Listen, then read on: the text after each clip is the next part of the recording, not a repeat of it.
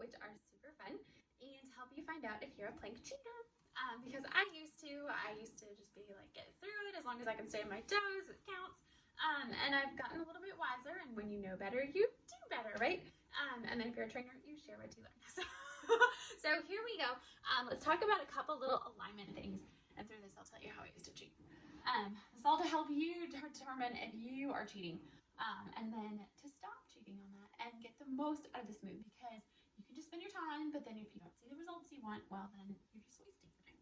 So first things first, hands. They are right under your shoulders. As we get tired, or if our core's not quite strong enough, we tend to shift back, almost like a mini down dog. So hands stay right under your shoulders.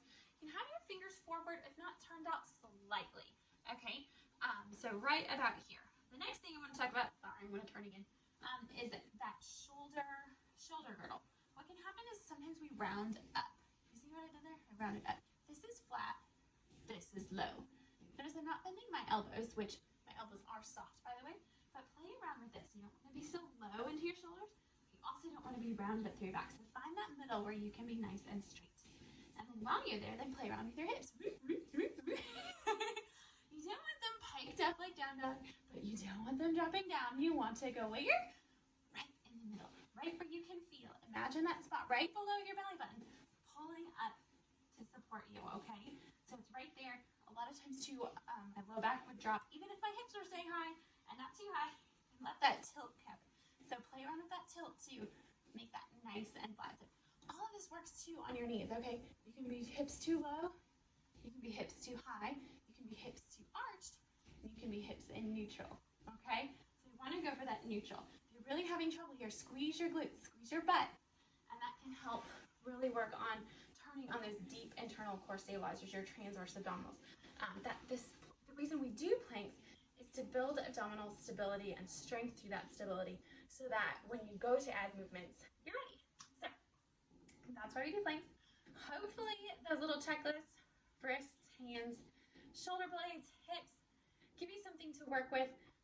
Definitely want to encourage you, don't just cheat your way through this to get it done for however long you're supposed to do it. Take the time to learn the move, do it right, set up your camera if you have to, watch yourself, and see. If you're not sure, send it to me, I'll help you. Just see, and that might mean you have to regress the move a little bit. If you may have been able to do it on your toes, but you were doing it incorrectly, maybe dropping to your knees will help you find that right alignment, and then you can work back up to it. So I'm going to share a couple variations that you can do to help you maybe get from your knees to your toes, or if you're already at your toes, awesome. Here's some things you can do to challenge it even more. So what we look for when we're trying to progress a plank, to make it harder, is to create instability, because plank is all about creating stability. So we want to make an unstable environment to challenge that plank. So you don't need any equipment for this. A couple quick, easy ways you can do. You've got 4 points on the ground right here, right? 2 fingers, 2 feet, 2 hands. Raise 1. Go down to 4. Or go down to 3. Oh my gosh, 4 minus 3. 4 minus 1 is 3. So obviously you want to even that out with feet. You can also do this with hands. You can use shoulder taps. So people that are really cool could probably do this and hold out a weight on this side. That was my good side. You could even go down to 2. Oh, this was my bad side. That was not a good idea. Go down to 2. And you notice I start wobbling. Don't panic about the wobbling. That gives your body that chance to activate the stabilization, which is really cool. However, if after a few seconds you can't stabilize, then regress it a little bit. If you're really determined on getting that 2, I'm going to show you on the other side because it's my better side. Just try lowering it down. It's really cool if you can hold it up there, but it's also a little bit more effective if you hold it here. Just make sure that when you add on any of those progressions, that you keep that alignment.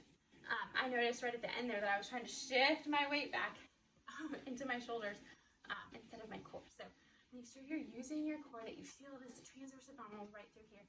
Squeeze your glutes, and don't be so proud that you don't regress this or don't progress it at the level you think you're capable of. It's those alignment things that get out of